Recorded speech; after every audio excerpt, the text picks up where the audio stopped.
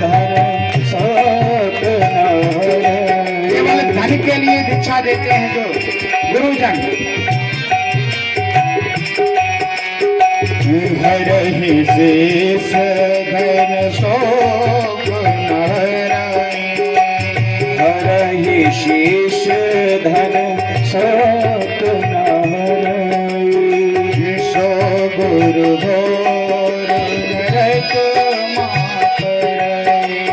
ईशो गुरु घोर नरक मातरई। सो गुरु घोर नरक मातरई। ओ सो गुरु घोर नरक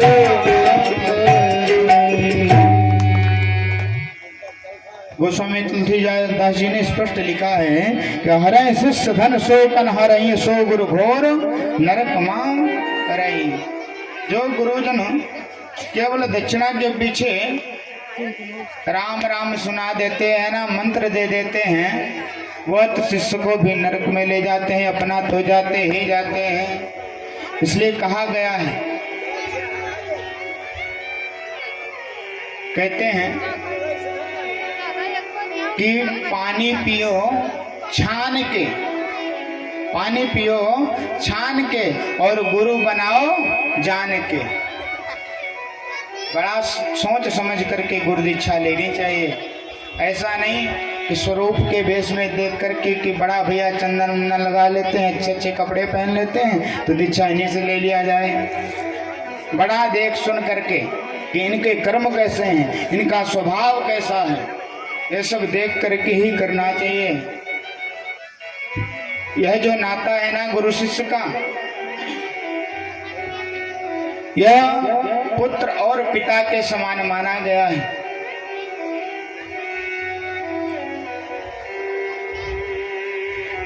महाराज लेकिन एक बात बोले, आजकल के चेला बड़े होशियार हैं। एक कथा हमको याद आ गई। एक गुरुजी थे, उनके दो शिष्य थे, थोड़ा पागल से थे वो। उनका नाम था, एक का नाम था रामलाल और दूसरे का नाम था श्यामलाल।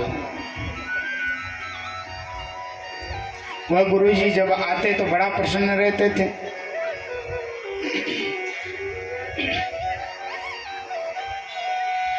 गुरुजी के ऊपर बड़ा प्रसन्न रहते थे। गुरुजी जब आए तो सेवा करते उनकी। एक दिन क्या हुआ महाराज, दोनों भाई कहते हैं देखो भैया एक बात है, गुरुजी तो हम दोनों के हैं, लेकिन एक काम किया जाए। क्या काम? रामलाल कहता है भैया हम दोनों सेवा करते हैं, लेकिन ऐसा काम सब घर में हमारे सब हिस्से का बंटवारा हो गया है, क्यों ना हम गुरुजी का भी बंटवारा कर लें। उसने कहा ऐसा कैसे होगा? तो रामलाल कहता है देखो भैया, एक तरफ जब गुरुजी आवे तो एक शरीर का भाग, दायां भाग जो है वह हमारा और बायां भाग तुम्हारा। उसने कहा ठीक है। अब गुरुजी पधारें, खूब सेवा करें। अब गुरुजी भी बड़े रसिक, जानबूझ के सेवा कराने के लिए पहुंच जाएं 2-4 दिन में। वह शिष्य जो हैं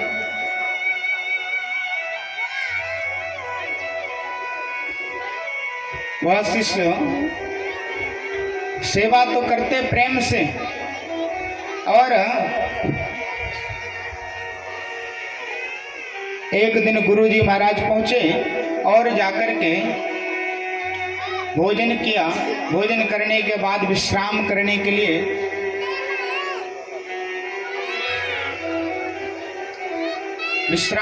लिए जैसे बैठे तो एक वह उस दिन रामलाल नहीं आए थे, श्यामलाल आए थे। रामलाल किसी काम से बेचारा चला गया बाजार, अब श्यामलाल घर पर। श्यामलाल जो है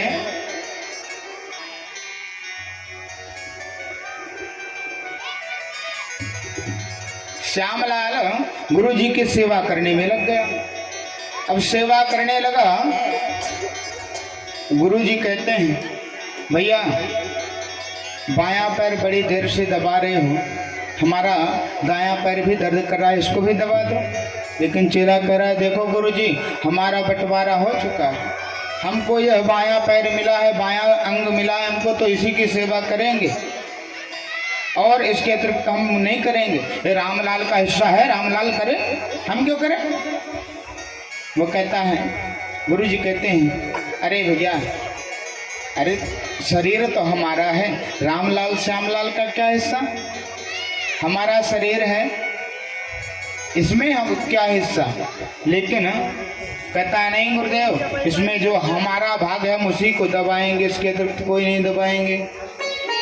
अब रामलाल था नहीं, श्यामलाल दबा रहा था, तो गुरुजी ने क्या किया, बुद्धिमानी का खेल खेला, वह करवट बदल दिया और जो दाहिना भाग था वह श्यामलाल के हिस्से में आ गया। श्यामलाल के हिस्से में आया तो देखते ही बेचारा गर्म हो गया, अरे रामलाल आया नहीं और ये उसका जो भाग है, जो उसका हिस्सा है वह भी हमारे में आ गया। इतना भयंकर गुस्सा हुआ ना कि वह जाकर के खोज करके एक बांस लेकर के आया।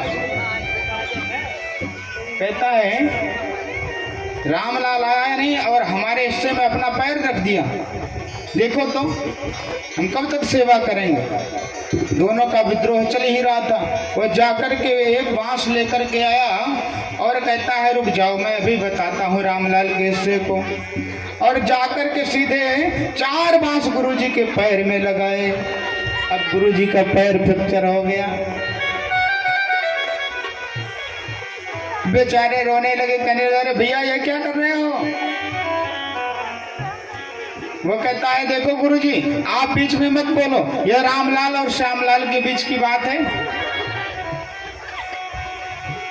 यह हमारा हिस्सा था तो हमारा हिस्सा हम दबा रहे थे, लेकिन रामलाल आया तो है नहीं, ऊपर से अपने हिस्से को हमारे हिस्से में रख दिया। गुरुजी बेचारे रोते रोते भय गए हॉस्पिटल, वहां से मलहम पट्टी करा करके बैठे हैं, पलस्तर करवा कर। अब रामलाल आया, रामलाल आकर के देखता अरे राम राम राम, गुरुजी प्रणाम, ये क्या हो गया आपके पैर को। गुरुजी कहते अब क्या बताएं, हम ही जानते हैं क्या हो गया।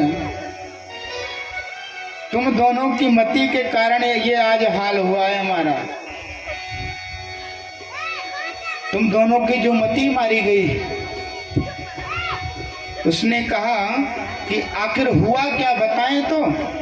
गुरुजी कहते हैं अरे तुम्हारे भाई श्यामलाल ने, मैंने कह दिया कि ये पैर भी दबा दो तो वह गुस्सा हो गया और वह बांस लेकर के आया, मेरे पैर में 3 बांस लगाए जिससे मेरा पैर टूट गया। ऐसे लोगों से तो राम ही बचाए। अब रामलाल सुना अरे राम राम राम राम, मेरे हिस्से की ये दुर्दशा, अभी बताता हूं। वह गया और जाकर के 4 हाथ का बांस नहीं, वो पाइप लेकर के लोहे का आ गया। अब पाइप लेके आया महाराज और उठा के पाइप चालू किया मारना। गुरुजी के पैर 6 जगह से फ्रैक्चर कर दिया। तो ऐसे आजकल के शिष्य मिल जाते हैं।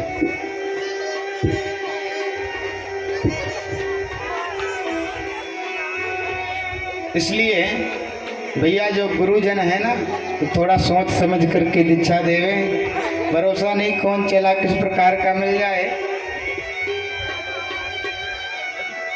इसलिए बड़ा सावधानी से दीक्षा देने लायक है। लेकिन और बताएं आपको, गुरु भी बड़े होशियार होते हैं। कोई कोई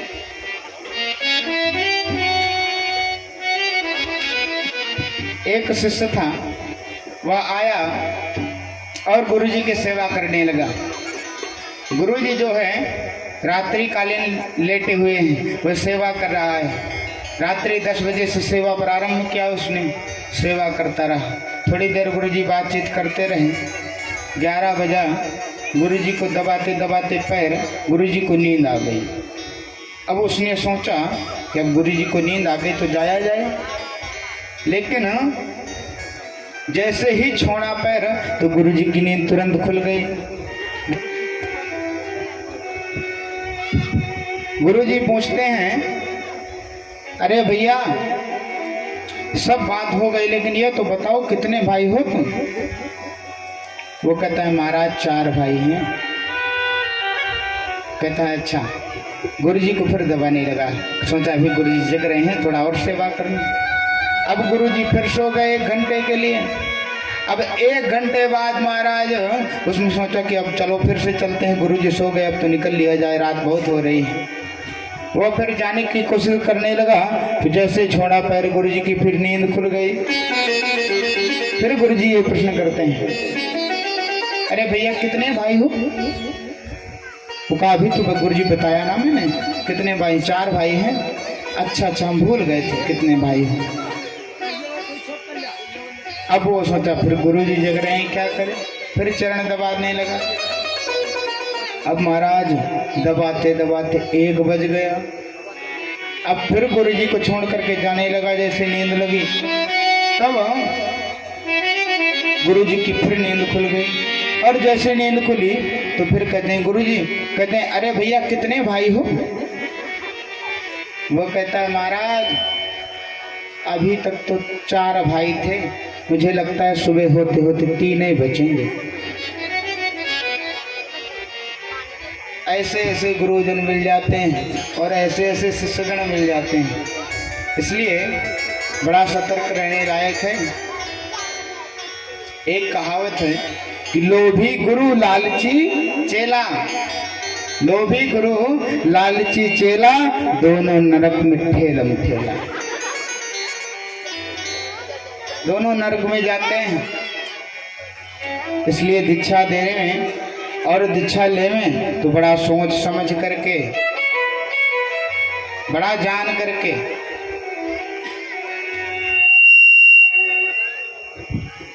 ध्रुव जी महाराज को जब जान लिया, नारद जी महाराज ने तब मंत्र दिया। मंत्र दिया, हरे राम राम राम हरे हरे, हरे कृष्ण कृष्ण कृष्ण हरे हरे। जाओ और इस मंत्र का जाप करना, जिससे भगवान प्रकट हो जाएंगे। 12 अक्षर का मंत्र दिया, ओम नमो भगवते वासुदेवाय। वह गुरु जी का मंत्र लेकर के, दृढ़ संकल्प लेकर के चल पड़े हैं। तत्वात् गच्छ भद्रं ते यमुनातस्ततं शुचिः, पुण्यं मधुवनं यत्र सन्निधं नित्यदा हरे। जय गए और जाकर के मथुरापुरी पहुंच गए। मथुरापुरी में यमुना जी के पुलिन तट पर बैठ करके महाराज वहाँ भगवान का मंत्र जप करना प्रारंभ कर दिया। हरे राम राम राम हरे हरे, हरे राम राम राम हरे हरे, हरे कृष्ण कृष्ण कृष्ण हरे हरे, हरे कृष्ण कृष्ण कृष्ण हरे हरे, हरे राम राम राम हरे हरे, हरे राम राम राम हरे कृष्ण कृष्ण कृष्ण हरे हरे, हरे कृष्ण कृष्ण कृष्ण हरे हरे, हरे कृष्ण हरे कृष्ण कृष्ण कृष्ण हरे हरे, हरे कृष्ण कृष्ण कृष्ण हरे हरे, हरे कृष्ण कृष्ण कृष्ण हरे।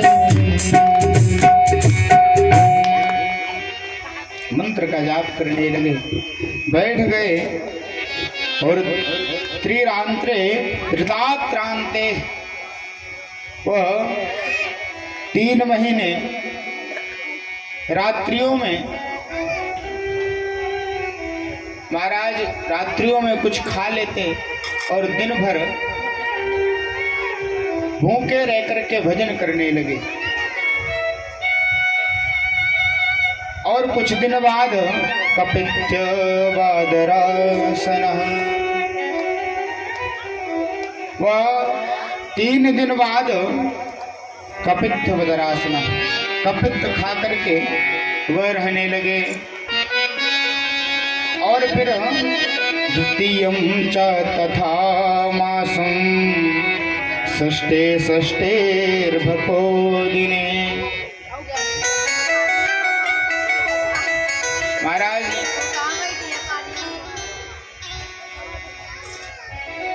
6 दिन में एक बार तृणपर्णादि वृक्षों के जो फल हैं उनको 6-6 दिन में खाने लगे। कुछ दिन बाद एक महीने में फल का सेवन करने लगे, लेकिन भगवान प्रकट नहीं हुए। फिर उन्होंने 3 महीने में केवल जल पीना प्रारंभ कर दिया। और चौथे महीने महाराज उन्होंने जल भी त्याग दिया, लेकिन भगवान प्रकट नहीं हुए। फिर 6वें महीने उन्होंने सब कुछ त्याग दिया और अपने प्राणवायु को प्राणायाम के माध्यम से अवरुद्ध कर दिया, रोक दिया, जिससे जितने भी संसारिक जीव हैं वह सब छिटपटाने लगे। पशु पक्षी आकाश से गिरने लगे जमीन पर हवा के कारण। क्यों? क्योंकि वायु चल नहीं रही। वायु के कारण वह जो पशु पक्षी थे सब धरा पर गिरने लगे। समस्त देवता व्याकुल हो गए, सब जाकर के नारायण के पास प्रार्थना करी। नैवं विदामो भगवान प्राणरोधं चराचरस्य अखिल सत्त्वधाम्ना विदेहि तैनो व्रजिनाद् मोक्षं प्रातः वयं त्वां शरणं शरणं। प्रभु हमारी रक्षा करो, हम बिना प्राणवायु के कैसे जीवित रहेंगे? हम सबका दम घुट रहा है। नारायण कहते तुम चिंता मत करो, ये किसी और का कार्य नहीं है, हमारे भक्त ध्रुव का कार्य है। उसने अपनी प्राणवायु को रोक दिया और वह हमसे प्रेम करता है, तो उसने अपनी प्राणवायु नहीं रोकी, हमारी प्राणवायु रोक दी है। और हमारी ही प्राणवायु से पूरा संसार चल रहा है, इसलिए पूरे संसार की प्राणवायु रुक गई है। सब देवता प्रार्थना करते हैं। मधुरवनम भृत्यदितिरेक्षयागता। प्रभु आप जाकर के मधुपुरी में उसको दर्शन क्यों नहीं देते हो? क्यों तड़पा रहे हो छोटे से भक्त को? लेकिन भगवान कहते हैं मैं जाता हूं, लेकिन जब उसकी भक्ति परिपूर्ण हो जाएगी, उसकी तपस्या परिपूर्ण हो जाएगी, तब मैं जाऊंगा। ध्रुव जी महाराज इधर इंतजार कर रहे हैं, भगवान कब दर्शन देंगे, कब दर्शन देंगे। ध्रुव जी महाराज गा रहे हैं, आंखों को इंतजार है, आंखों को इंतजार है सरकार आपका, आंखों को इंतजार है सरकार आपका, आंखों को इंतजार है सरकार आपका, आंखों को इंतजार है सरकार आपका।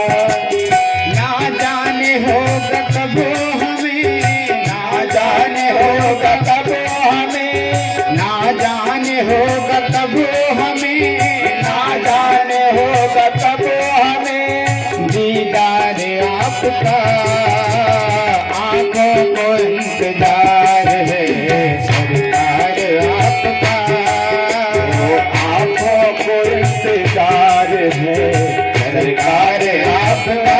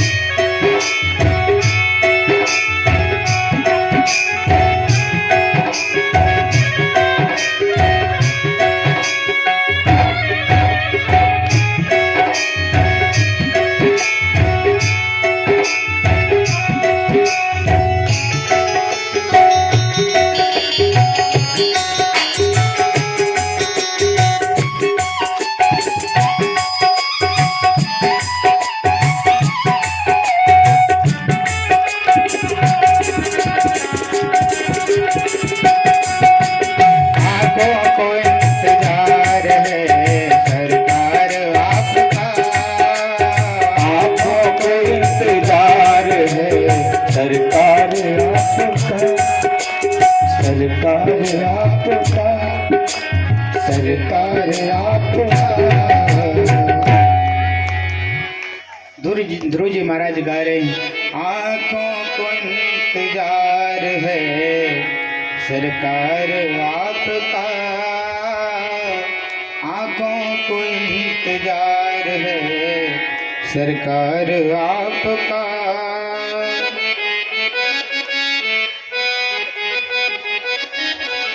ध्रुव जी महाराज भगवान को पुकार रहे हैं। जैसे ही प्राणवायु रोकी, भगवान साक्षात नर प्रभु जो है उस छोटे से बालक के सामने आकर के खड़े हो गए। बोले नारायण भगवान की जय हो। ध्रुव जी महाराज को कहते हैं, पुत्र आंखें खोलो। लेकिन ध्रुव जी महाराज सोच रहे हैं कि जो अंदर हृदय में झांकी दिखाई दे रही है, जिसकी कामना से मैं बैठा हूं, वही झांकी है या अन्यथा कोई भ्रमित करने के लिए मुझे बोल रहा है कि आंखें खोलो। और मैंने कहीं आंखें अपनी खोल दी तो क्या पता है जो हृदय पटल पर झांकी दिखाई दे रही है विलुप्त ना हो जाए। इसलिए ध्रुव जी महाराज ने क्या किया, कुछ नहीं बोले, बैठे हैं, लेकिन 3 बार पुकारा है ध्रुव जी महाराज को, पुत्र आंखें खोलो, पुत्र आंखें खोलो, पुत्र आंखें खोलो। मैं नारायण हूं, तुम्हें दर्शन देने के लिए आया हूं। वाह! इतना सुनकर के ध्रुव जी महाराज ने जैसे ही अपने नेत्र खोले तो साक्षात नारायण खड़े हैं उनके सामने। प्रणाम किया तुरंत, और तुरंत भगवान ने उठा करके उसको अपने हृदय से लगा दिया। ध्रुव जी महाराज हृदय में इतने प्रफुल्लित हो रहे हैं, वह स्तुति करना चाहते हैं भगवान की, लेकिन 5 वर्ष के बालक को भला क्या आता है, ठीक से बोलना भी नहीं जानता वह तो। ध्रुव जी महाराज स्तुति करना चाहते हैं, लेकिन जब मन की भावना जान गए नारायण, तो उन्होंने क्या किया, मूकम करोति वाचारम पंगुम लंघयते गिरिं यत् कृपा तदहं वन्दे परमानंद माधवम। भगवान मूकम करोति वाचालम, मूक व्यक्ति को, गूंगे व्यक्ति को वाचाल बना देते हैं भगवान। उनके ध्रुव जी महाराज को गले में जैसे ही शंख स्पर्श कराया, ध्रुव जी महाराज स्तुति करने लगे। योऽन्तः प्रवेश्य मम वाचमिमां प्रसोक्तां, योऽन्तः प्रवेश्य मम प्रसोक्तां संजीवयद्भिरसद्भिधरा सधाम्ना, संजीवयद्भिरसद्भिधरा सधाम्ना। अन्य